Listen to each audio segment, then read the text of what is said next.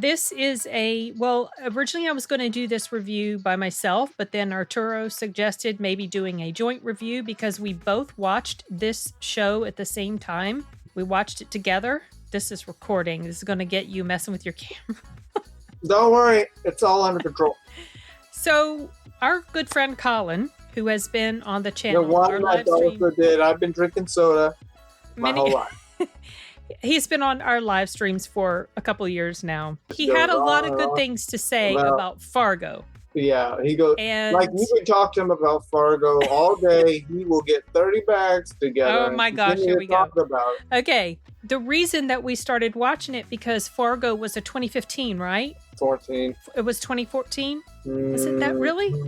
Okay. Yep. Whatever. We started watching it because it came out in a particular year for a live stream discussion we were having. And so we just finished it last night, which was July 3rd. And I liked it so much that I decided that I wanted to do a review for it. So Arturo obviously likes it enough that he wanted to join me for the review. So yeah, I've been wanting to do more reviews for television shows besides the anime side, just because there are good ones out there. It's just lately, I feel that a majority of them are just bland or just the same thing I've seen 20 times on cable. Either the detective shows that are kind of all the same, Law and Order. Oh, but, those are boring to me. Yeah, like I feel like I've seen those so many times already, and I don't know, nothing really. And then those those reality shows. Oh gosh, I can't with those. No. Yeah, no. Not great. Like on True TV, they had those a lot, but there's been a few that I did like, and Fargo is one of them, and this is actually the only Fargo series that I've seen. I have never seen the movie as of this review. The movie has been out for a long time. I remember, gosh, what year did it come out, Arturo? I thought it was 96. What I remember about the movie is there was so much talk about it. I remember I watched it and it was like, well, it's okay. I wasn't super blown away by it, but that was 20 plus years ago. Maybe if I rewatched it now, I would actually like it more. Maybe. Because my taste, they haven't dramatically changed, but my appreciation for things that maybe I didn't care for as much back then has definitely changed. Like with the Mission Impossible movie, me watching Fury again. I liked the film, but it'd been so long since I've seen it. I haven't even had more appreciation for it. Almost going 9 years. So I remember the Fargo movie. There was this talk about it was true. No, it's not true. They do the same thing in the TV show. They have this thing at the very beginning. They always say it's based on a true story. They're just lying through their teeth. I know. And this is Sunday. This is technically not Sunday, but they're lying. So I almost feel like I should have gone back and rewatched the movie in preparation for this review, because Colin pointed out something interesting that I had completely forgotten about, which was in the show, the first season, there is and for clarification, each season is an anthology.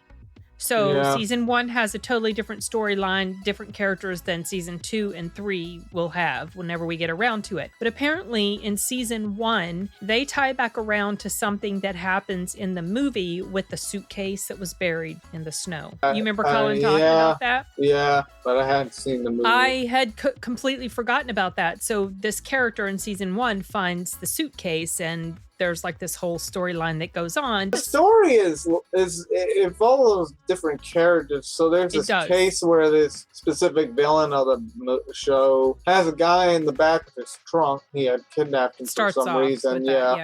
It kind of starts off almost similar to what I remember seeing clips of, where the cops are near a truck, an abandoned car, and I thought this was like a remake of the movie. Yeah, I kind of thought it was a reboot as well of the story, but apparently only because there's a character who has a wife, let's say, just like in the movie.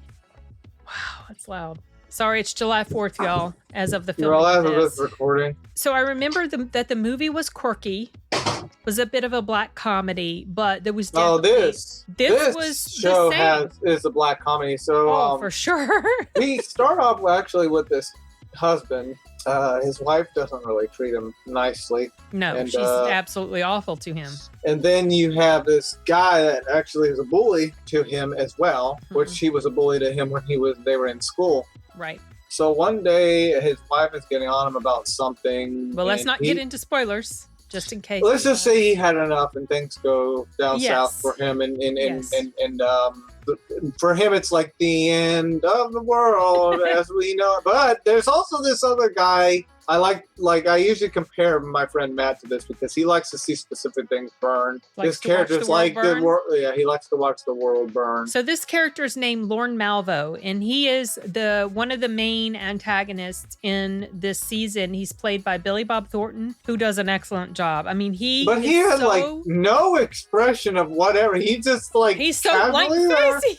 He's so blank shows any emotion. He doesn't care. He will make everybody's life miserable no matter what. What he does. I mean, people that he doesn't even have a specific reason to interact with them about stuff, he will do things just to try to make their life I think he's connected with a group, but then he kind of just goes off. He kind of goes on his own adventure to do whatever, and then they get on his case, and then at some point he kills a specific somebody that's connected to something else, and then the two mobsters come, more chaos, and you find out there's like this whole big mobster group in Fargo. Yeah. And then later the FBI comes along. And played by Key and Peele. There's also this female officer who I would say should, by this point, be a detective. She can piece stuff together. Yeah, she's a very good investigator. She is sort of in line to become chief. And but then something happens, and then that this changes. Incompetent guy becomes chief. Yes, and he's played by Bob Better Call Saul. Better Call Saul. And I really loved her character. I thought she was compassionate. The girl who played, she was nice. She was tenacious in going after this investigation. She had such a sweet demeanor about her. I just really found myself connecting with her, and I love the way the actor was probably one of my favorite characters. Oh yeah, for sure. Yeah, I really liked her. And then of course you had Tom Hanks' son who plays a cop in here. Mm-hmm. I guess you would say his character has a lot of struggles and problems as a cop. He never really wanted to be a cop. He's too nice. Stuff happens. Yeah, he's too nice. But then at the end, it kind of comes around with him doing something. Some things that happen. And I will say something that I really appreciated about the season finale was that things happened that I was not expecting. I thought I was going to predict it. Remember how I was telling you, oh, he's going to go in here and he's going to do this and this is going to happen. No, none of the stuff I thought was going to happen. I was thinking, okay, but then when I thought back about it, oh, well, he did mention so-and-so about this so-and-so, and he thinks this so-and-so should be dead, this so-and-so. Yeah. Well, yeah, I really like how that scene played out. It went over in such a way that I was gobsmacked. I was really surprised. I mean, I liked what happened, but I was not expecting that. Yeah. And I liked that it surprised me.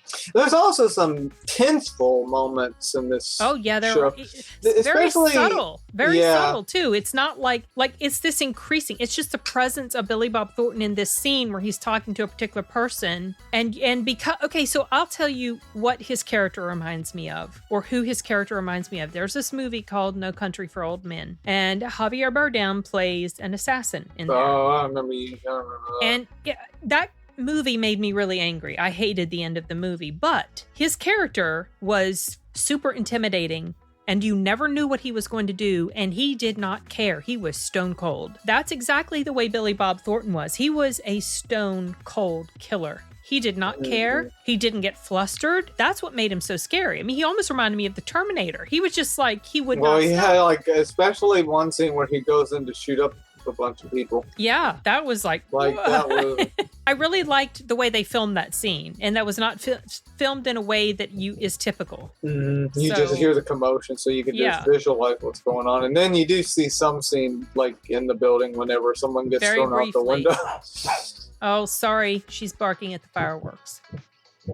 But the guy, Lester, you feel bad for him, but played by Martin Freeman. But he just goes downhill to this point where it's like you can't really sort of root for him. He certainly crosses some lines. Yeah, you do start off feeling bad for him, and then there are things that he does, decisions that he makes that changes your feelings about him. The two mobster guys, are looking for whoever killed a specific person because of their like business, and they're out on a goose chase looking for whoever killed this guy. And then Lester gets thrown into that situation, and also there was a cop that also got killed in a specific situation that leads the girl that did the cop to also dig deep into this. This is why she gets involved, because her buddy was a best friends. There's just a lot of different puzzle pieces that work together, and it is constructed in such a way that everything fits together really well, and it comes to this very satisfying conclusion. I was happy at the end. I was just really, really I mean, there are some things that happen that's like, oh, doggone it, you hated to see it happen, but the way the overall story ended up, just wrapping up, I was very pleased with it, and I'm looking forward to season 2. Yeah, and then there was also some very crazy twist that you thought, oh no, and then ends up being, oh, okay. Yeah. I also like the guy's daughter. She was kind of all like sort of helpful in a sense, a little bit, but she kind of just mind her own business. But until her step granddad guarding the house, and so she's like, he wanted to use the BB gun. Yeah, she goes and shoot his eye. She gets up. She has this look on her face, and I was like, okay, she's gonna go do something. And she comes back with her little gun. Little BB gun. Also, same actress that played in Bullet Train. Right, she was as younger the prince. Here. She was quite a bit younger. Mm-hmm. So yeah, all in all, very happy with Fargo. The way it was crafted and written, it's like it's cleverly written to lead to wherever with every character. How many episodes there were? Were there 8 or 10? I thought there was only 10. Okay, and they're each about an hour long, right? Something like that. Mm-hmm. It doesn't feel like it's something that has a lot of fat on it. There doesn't feel like there's wasted space. And it also doesn't feel like it's too rushed. Things played out, I felt, in a logical, realistic manner. Some stories, it just feels like things are just happening too fast, and it's just way too cluttered and just too much. It didn't feel like that. It was, the pacing was very well done. Great job. I actually didn't. I never really felt bored. Oh no, I was engaged the whole time. So highly recommend if you guys If you guys liked the movie, I feel like this will be something that fans of the movie would enjoy. So my rating in that regard is yes, I would definitely recommend it if you're into a well-crafted television show, because we don't really get a lot of those these days. This one seemed to do it pretty well. I don't know if there was any other. I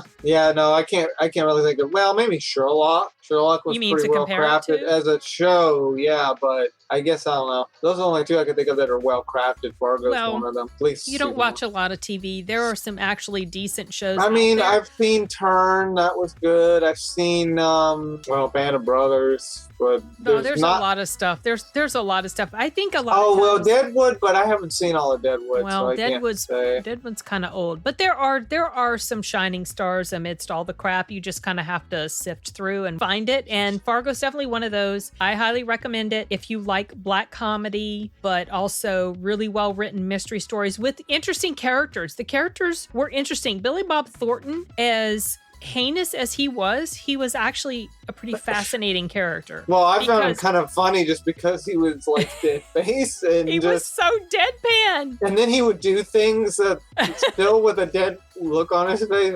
And the way he would talk to people.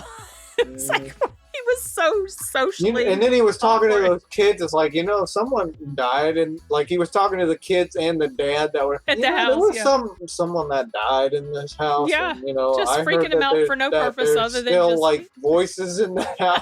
He's so crazy. He doesn't care.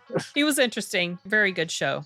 I can't think of anything else to say about it. I did not take any notes, but I did want to talk about it at least to bring it to everybody's attention. So, yeah.